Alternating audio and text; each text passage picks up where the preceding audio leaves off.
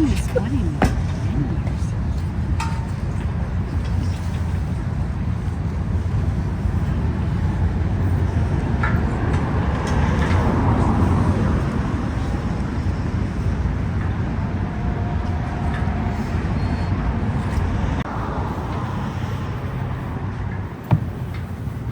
Parade!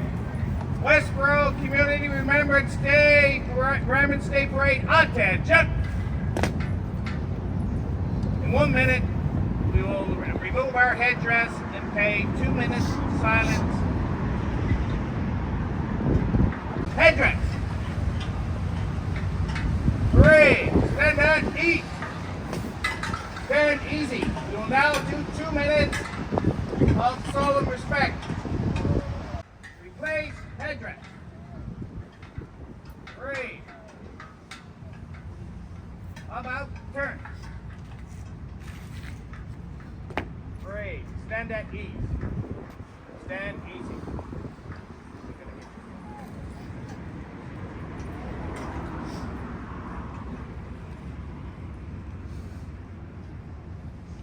Parade. Attention. Parade. Remove headdress. Stand easy.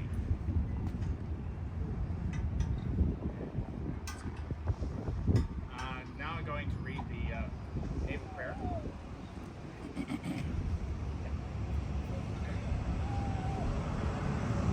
Please be a word. Check 1, 2. Right.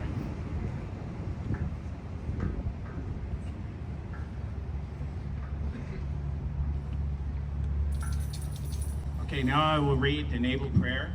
And,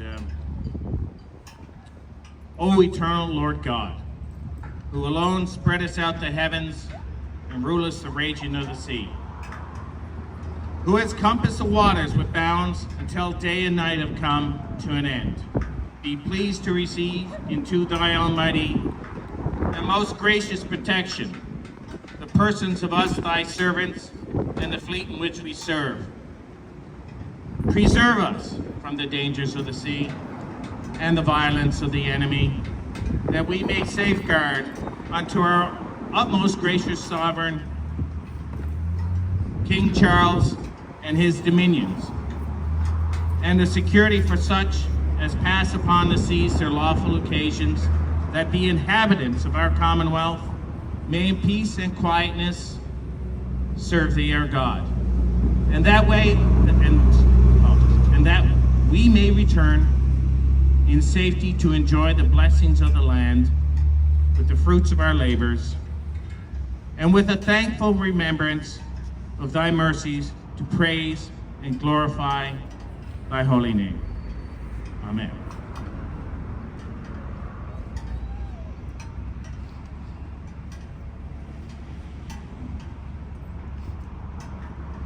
Parade, attention. Parade, replace headdress. Parade, stand at ease. Stand easy. Thank you. Now,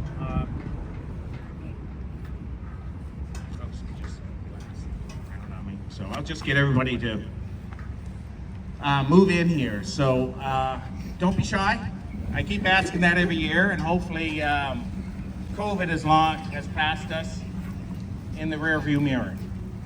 Now, before I get into some of the stories today about our community's experience serving Canada and other nations over in the Commonwealth since Canada came into being, I'm going to note that the Kitchissippi Times, I don't know if anybody reads this, but in the December issue, they had a fantastic, it took a lot of research, article and plot about those who served from the community by street for World War I and World War II. It really gives quite an account. I'm holding it up here. You can look it up online, or you can pick up a copy if they're still available on Richmond Road. But as many of you may have seen some movies, Saving Private Ryan, This American Story, but the theme is the same. a lot of families have given up significantly, where they had all sons and even daughters involved in the conflict. There are situations where they all didn't come home.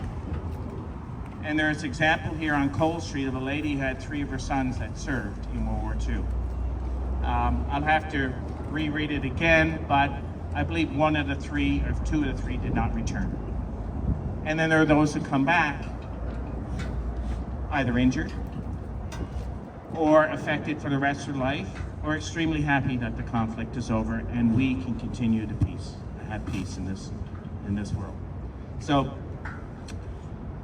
now I will talk about some of the experiences. I'll intro with a couple of mine, just to warm things up a bit. And then I'll be very interested, all of us will be very interested to hear what you have to say. And I've got one standing by for sure. Any other hands here today that may come up and tell their story? Fantastic. Okay, so in my family, outside of me serving, you may have seen an article in CBC lately talking about, I'm a Newfoundlander. So in World War II, there was an attack on Bell Island in the fall of '42. What was Bell Island? Bell Island was the largest iron ore producer in the British Commonwealth. Important to making what? Steel. Steel for ships, not only for the Allied war effort, but prior to World War II. The largest customer of iron ore from Bell Island, which was part of the British Commonwealth, not part of Canada at that time, was Germany. My mother's family was greatly affected. Why? Because they had a lot of friends who were German. There were Germans who were living on Bell Island who had moved just before the conflict. Very disappointed, my mother says about her father. But they lived in Lance Cove. Lance Cove is where the offloading piers were located for the iron ore to go to the ships. The Germans knew this very well because they were sailing in and out of there during peacetime. So the U-boat came in twice that fall. My mom was a little girl, a year old at the time. She says she remembers, but we all have little tall tales. But it was significant. If you read that article, the U-boat came in, waited for the right time. There were ore carriers there, and the facilities. They sent torpedoes in, sunk, lives are lost. It's not deep water, so if you're a diver like myself, I've been down on top of these wrecks. And every year something new comes up that you see, plates, effects, that sort of thing. But if you listen to the CBC video, you'll hear someone who experienced it, who from firsthand, of the screams for help as sailors were drowning, dying, and even my grandfather, who was the head electrician for that mine, was knocked out. Why? Because he was ashore checking the transformer and electrical facilities at Dominion Pier, the largest pier. And the torpedo came up ashore because it's hard pebble, hard rock, and exploded. Knocked him out. They thought he was gone. So that's one impact. And then my grandmother, my father's side, my grandmother's brothers served in World War II, and they both died in World War II. When I went to visit one of them, he was Corporal Halbo. He was with the 2nd Canadian Division in the Battle of the Scheldt. If people are aware of the Battle of the Scheldt, after the invasion of Europe by the Allies in June of '44, the Allies fought through France, and then they went north, and they went across. In the fall of '44, I don't know if you've ever been to the lowlands. We're talking Holland, we're talking Denmark, we're talking places, Belgium. Rain, muddy, awful. The Canadians were called water rats. So every day, you were worried, freezing, wet, tired, and every minute was you might have died. It was vicious hand-to-hand fighting through the waterworks, the dikes, everything that was there. And just before Christmas of '44, my great uncle, who was a radio operator in the Army, who will be, if you know the Army, if you're a radio operator in World War II, and you're mobile, you are a really interesting target. You're a high target. Hello, you are communications, you're providing communications. So he knew, and they knew every day, that they had sharpshooters. They were the people they looked for first to take out, outside of the officers sometimes, but the communicators. Once you knock down the communications, organization and fighting breaks down. So my wife and I were on a NATO meeting a few years ago, and we went to Agenum, Belgium, a beautiful Canadian cemetery that if you've been to some of the cemeteries in Europe or the battlefield tours, how the upkeep, how the local population remembers and holds dear the memory, because they know the price of freedom. So I walked into the Agenum Cemetery, which is maintained by a private farming family, whose father said if it wasn't for the Canadians, the SS were going to get him the next day because he was supporting the Allied movement. So I walked in there with my wife. I was in uniform, and I noticed a group of kids with a teacher. I found out later, off to the side, and I was going, let's go find my uncle, this brother. So I'm starting to look where it was because I didn't have an exact position. And then I had the lady come over and talk to me. She said, "Sir, I noticed that you're Canadian." She knew my uniform. "Who are you looking for?" And I said, "Yeah, I'm looking for Corporal Halbert." She said, "We know where he is. Follow us." So that lady said, "You don't mind if I bring she's Belgian, you don't mind if I bring my grade 5 class with me?" No. The grade 5ers that day, she said, had little stories, and they were given, prior to going to the cemetery, a little summary and copy of each Canadian, and they were told to go find Donald. So a little kid came up to me. He said, "This is Corporal Halbert." And I said, "Yes." And they took me, he took me, and my wife, to the first time I've seen my great uncle's arrow and headstone. I still have a photo of that, and they all gathered. She explained to them, this is the relative of this Canadian serviceman. And it really hit me hard, and my wife as well. To have all these young kids, about 20 of them, looking at me in awe that they had seen a direct link between the sacrifices that brought them liberation in World War II and a surviving family member. Maybe some of you experienced that as well. But I tell you, there's nothing like that. When you touch and sense and understand the living today, remember the ultimate sacrifice. But there are more stories like that. It wasn't just World War I, World War II, the Boer War, everything that we've done. There's Afghanistan, there's Korea. There's our support now to the conflict in Ukraine. That we do training. We help train Ukrainians. We help support them. You all know that. We want peace. We want freedom. We want democracy. That's what we all value here today, right? That we could all come in and gather today and recognize the contribution that each and every one of you make in supporting what happens, because we are the arm of the Canadian government and Canadian people. So that's some of my experience. There's more. There's other very interesting stories about the Canadians movement as well. This is the last one before I ask people to come in and others to talk. But we had, actually it's a funny one. I'll tell the funny one first. So there was a gentleman here, 5 years ago, and his mom was a little girl in London. There's a new movie out called The Blitz. You might want to watch that. But you may have heard a lot about The Blitz. So a lot of people were fascinated by the dog fights. You know, the Spitfires up against the Luftwaffe in the air over London. My friend's mother here, John Derbyshire, his mother grew up in London, World War II, and remembers going down the tubes, right, John? As a little girl, while the Germans were bombing London. But, so, kids don't know danger. That you're in trouble. Who hasn't done that? If mom says I'm going to be in trouble, I'm going to have to do that. So this little girl saw the fighting, the airplanes going in the sky, fascinated, and all of a sudden, bang, next to her. And it sort of unsettled her a little bit. And what was it?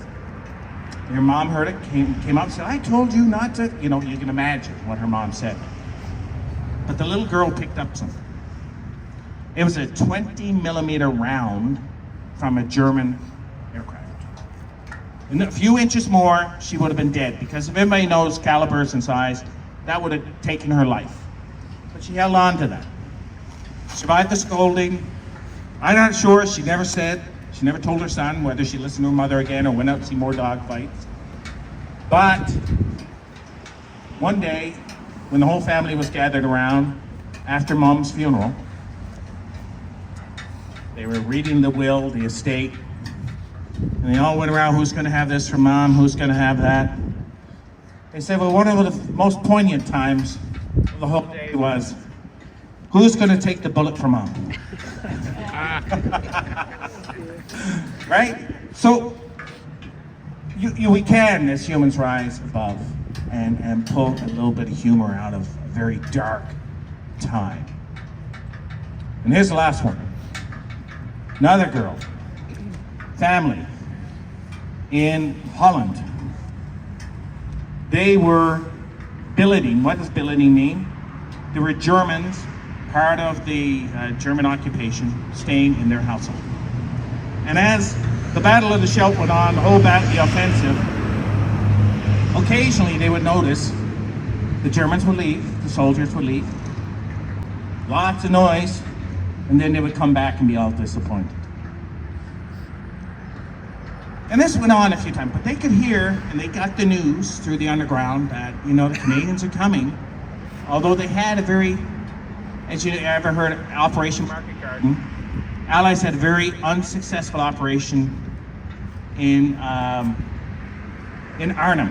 which I visited as well, the bridge. A lot of movies about that. So they weren't sure that the Allies were going to be successful. So this went back on and forth, and then one day the fighting was getting really intense. They knew the Allies were like 600 meters from the house. They could hear the tanks, they could hear the fighting. German soldiers had been gone for 12 hours. And they go, wow, this is really unusual. But then there was exploding shells and everything. They heard action outside, small arms fire, bullets moving.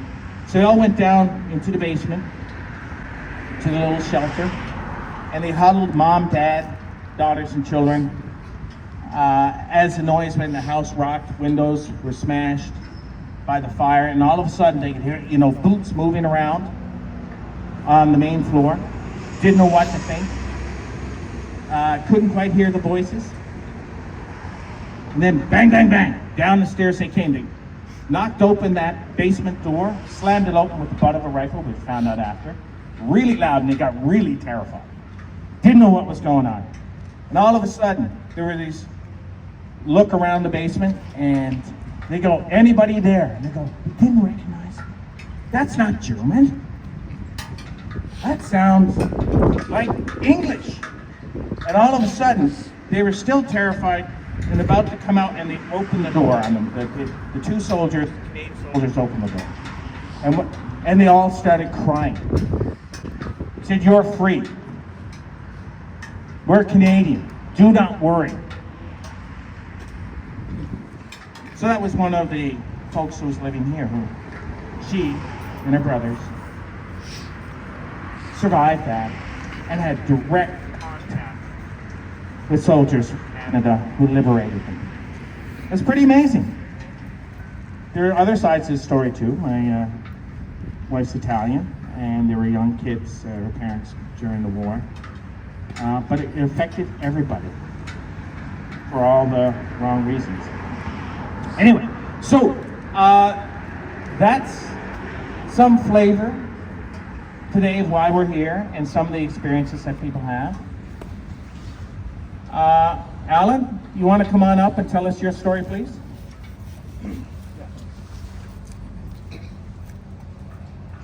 Kind of a tough act to follow, actually. Thank you so much.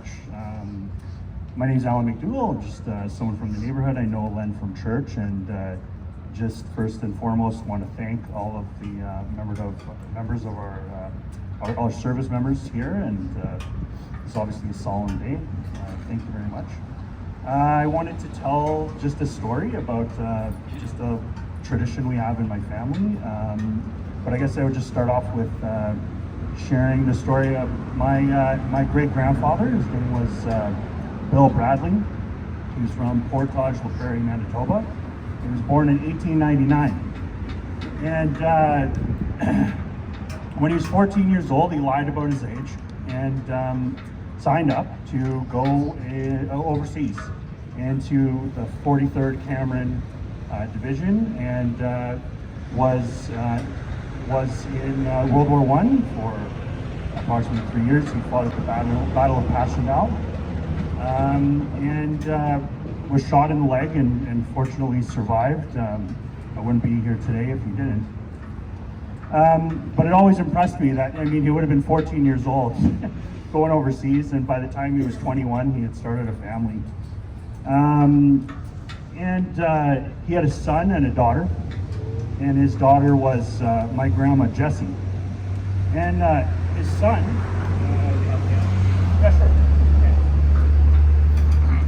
his son was Irving Bradley, who was born in 1922, and joined the Royal Canadian Air Force, and went overseas, and did die in the war. And my grandma's obviously very proud of him, and made this scrapbook when I was a kid that has Irvin's picture, and my Uncle Irvin, and his statement of service. I also have the victory medal from World War I that belonged to my great grandpa, and the other, I guess, little funny thing that came with that, when you received your victory medal, which I guess would have been in around 1919 or 1920, it came with this little book. This is a book. This is a 20-page book, and it explains the Great War to everyone, because I don't think people probably had, great knowledge of what they were going over to do. So once you received your medals, you also got a book explaining kind of the socio-political situation of what was going on, and this gets into all of it: the Austro-Hungarian Empire and the British Empire and the history of the conflict. And I just think it's just such a neat little book. So the story is that every year on Remembrance Day, I have two children. Their ages are 8 and 10, and ever since they were little, on the morning of Remembrance Day, we get out the book, we get out the picture, we talk about Irving, we talk about my great grandpa Bill, and we get out the medals, and we look at them together, and we read in Flanders Fields, and we say a prayer for all of our service members, and for all of the generations past. And I see a lot of young people here today, and I hope that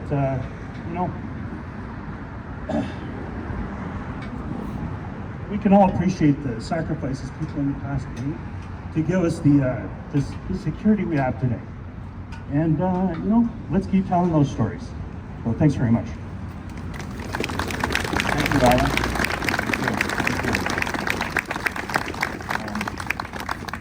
I just want to acknowledge the service members that are here. Steve Gillespie's in from Brussels. He's stationed over there. This young lady, what's your name? Oh, and where are you from? Are you from Ottawa? Are you from... Okay. All right. You live in here? You grew up here? Montreal. Okay. Great. See? Young people. That's what we need in the military. And we have TJ Kelly, who I've known for years and has helped me out dramatically. And where did you grow up, TJ? Military family. I grew up all over Canada. Okay. Great to have you here for a little while. Anybody else?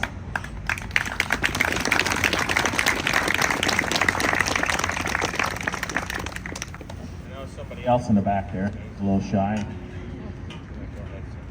Can you hear me? Yeah. Okay. My name is Sam. I live over on Golden, lived in the neighborhood for about 35 years. And this is an important year for me because it's a piece of personal military and family history that the story began almost 50 years ago when my uncle, who was in the Sherbrooke Fusilier Regiment, came ashore on D-Day, and his tank regiment made it fairly far inland fairly quickly, but they encountered a very strong German force, and there was a big battle. I hadn't heard of it before, in a small village called Buron. And their regiment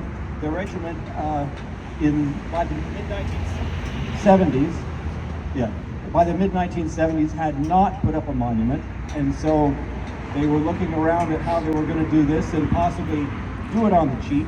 So my uncle, who knew I was a little bit of a sculptor, asked me to take their cap badge and transform that into a larger version so that they could put it onto a monument very much like the one behind us here. I saw grainy pictures of it as it was commemorated in this small town of Buron, and it became a kind of a later life passion to try to get over there. So my wife and I did book a tour of the Normandy area this last June, about a week after D-Day. And then the trick was to try to convince the tour operator to have a small detour on our way from one location to Bayeux, so I could at least see it and touch it with my own eyes and hands. So they pulled up to this very small town, a village actually, called Buron, and it was amazing to see that about 10 days after the D-Day ceremonies, there was still flags, Canadian flags, all around the square of this very small town, and a square called Place des Canadiens, where there was a monument very similar to this one, and they had the pictures of those who had passed away right beside the monument. My uncle was badly injured, but he survived the battle. But it was very heartening to see in that area of Normandy how much they still remember and celebrate the Allies and the Canadians who basically rescued them from the Germans at that time. Anyway, that's about it. Great. We hear more. It's just one of the facts that I met someone many years ago who trained tankers for World War II. When you entered combat, you had about 2 minutes. That's what they gave a tank crew's life expectancy when you're in the combat. Just want to say there are also veterans of Afghanistan as well who are maybe amongst us, who are served with me anyway. So I work in Canadian Joint Operations Command, and it's an Army, Navy, it's all environments that serve there, and there are many who served in the war. There are still those serving who live with some physical scarring that have worked for me. And I just want to say, hey, we remember everybody at all times whenever they serve for us. This is anything else? I'm sure there's got to be another story in here. Here we go. Hi everybody, my name is Robert Hawking. I live in the neighborhood with my wife Vivian and our 3 daughters. And the very first library book my father ever allowed me to take out was at the Collingwood Library. It was about the invasion of Dieppe by the Canadian troops. As I grew up, I always had a profound appreciation for the sacrifice that we made overseas. And so in 1998, I was fortunate enough to travel with a group of 17 World War I veterans from Canada. who had, these were the guys that fought at Vimy, they fought at Beaumont Hamel, they fought, they liberated Mons, Belgium. And in 2008, my wife took our daughter for the, 1998 was the 80th anniversary of the end of the First World War. 2008 was the 90th, we went back, and in 2018 we went for the 100th anniversary and spent November 11th at Vimy Ridge with 200 Canadian troops. But that trip in 98 was incredibly moving. Every single day I spent a week or so with these veterans. So 17 of them, 101 years old. There was a World War II vet who was one of the last 2 surviving Canadian soldiers who received the Victoria Cross. And we traveled all over. And there's 2 stories that stood out. One was sad, one was happy. The sad one was on July 1st, 1916, the Newfoundland Regiment launched a major offensive at Beaumont Hamel. This area, Beaumont Hamel, has been given in perpetuity to the people of Newfoundland and Canada. And so on that day, it was a day not like this one. It was chilly, it was rainy, and on that day, 1916, the Newfoundlanders, there were so many dead in the forward trenches that the Newfoundlanders had to start behind the front lines. They shelled the barbed wire in the middle, expecting the Newfoundlanders to go through the barbed wire, but they didn't cut the barbed wire. The Newfoundlanders flew into the barbed wire and were cut down, and there were hundreds of them that were lost. And it was said at the time that everyone in Newfoundland knew it was related to someone who suffered with Beaumont Hamel, who died with Beaumont Hamel. On that particular day, in 1998, I was standing outside. The Canadian government set up a little marquee tent, and I was standing just outside. There was a number of young Canadian soldiers there, and I watched this very, very old man. He looked like he was 200 years old coming up the road. He was wearing this tweed jacket. He had a row of medals on himself, and he came up, and he walked up and he tugged in the sleeve of this young Canadian soldier, bent down. He went running in and grabbed the Padre, traveling with the Canadian troops. He took the story, and the Padre called to attention everyone in the room, and he said, "This man is a French soldier. He's 102 years old, and he remembers when we were here, and he wanted to walk from his farm to say thank you to all of us for what we've done." Yeah, that was a crazy powerful moment. There were so many on that trip. There's this one that really stood out for me. We were in a hotel, and I remember I was sitting in the bar, and there was a bit of a kerfuffle, and 2 of the soldiers were missing. So one of the World War I soldiers was missing, and so was Smokey Smith, World War II Victoria Cross winner. So they sent this young soldier to check their rooms, and he walked up and he found the 2 of them drunk in the older soldier's room singing war songs to one another. And as the story went, I heard it that night, the young soldier went in and said, "Gents, everybody's worried about you. You've got to come out. You've got to go." And one of them stood up and shoved the Canadian soldier, the young guy, and he eventually had them both in headlocks, dragged out in the hallway. So here's a 101-year-old, here's an 80-year-old, still willing to put up a fight. The last thing I'll say is, if you've never been, it is profound to see the number of Canadian flags that fly on headstones. People remember, and it's incredible how much we sacrifice. So thank you for your service.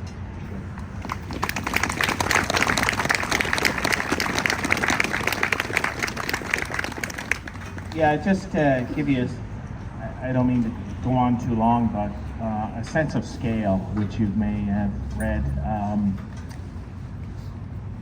In World War II, there were 11 million Canadians, 1.1 war uniforms. 1 in 10 were out there at one time or another. But then you look at everybody in support that involved, and then you start breaking it down from those of the age group who could serve, and the young men who go out there. Now, there are women who served too. There were women who in support, flew aircraft from Canada, because we were the Commonwealth Air Training Center for the world. They could fly and train the Commonwealth armies here, Air Forces, without being worried about attack. And then they have to ship the aircraft over to the front lines. And there were a lot of women involved in that ferry command. And you can hear a lot of harrowing stories about that and how hard it was back in the day. They didn't have GPS, didn't have radar on the aircraft. holy smokes. I can only imagine, but this is where it all comes in. It gets very personal, because if you think of 11 million people, 1.1 million in the majority are young men. Then you go in the age group, it's almost like 1 in 2. Or else someone was in the munitions factories, in building equipment, in supporting. Because the tail is, if you've ever done any military training, or you work in the industry, or you work in business, you produce something, the trail that goes behind that product, the logistics, is huge. You get the pointy end, and you have everybody behind it. So the majority of Canada was behind that effort, truly. The majority of the world, free world, was behind every effort that we do right now. So we have another, thank you, sir, please come up.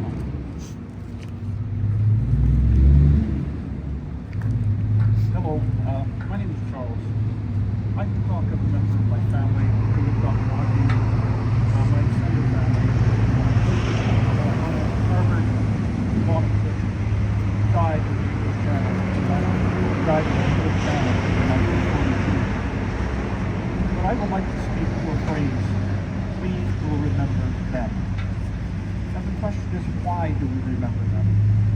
We remember them not simply because of the sacrifice they made, but for what that sacrifice was for. It was for a society of freedom and real and equal justice. It was for a society that spread across the world, that came from a heritage, a long heritage, that we all value. That heritage says that we all matter, that we have rights, and that governments have duties to protect those rights. And that is why we value and respect those who we reflect on here. It was mentioned earlier that the military is here as the front line, and we serve them, support them. In fact, they support us. But our society has changed, and the values that they fought for need not be fought for now only on a military field. They need to be fought for here. I'm reminded of a comment at the end of a book written by Alistair McIntyre called After Virtue, in which he describes what happens when the concept of virtue disappears from society. And in his closing words, he refers to the Roman Empire and the end of the Roman Empire. And he says, our system now, our society now, faces a similar peril. Then the Roman Empire was being challenged from without. Now the threat we face is coming at least as much from within. It is led by those who are governing us and who have been governing us for quite some time. So if we go back to look at why we remember them, we remember them for what they stood for: a society of freedom and real and equal justice, a society where individuals matter, a society where governments serve and protect. And that is why we remember. I thank you all for coming here.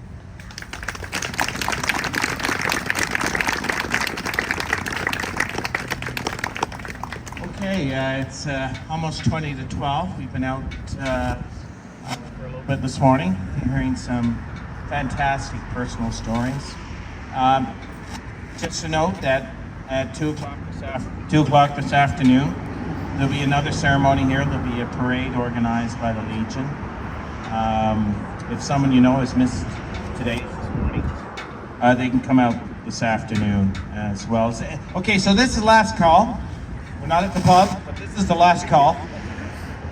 Thank you, all of you, for coming out and sharing with each other a moment of remembrance on this November 11th. Maybe I'll see you next year.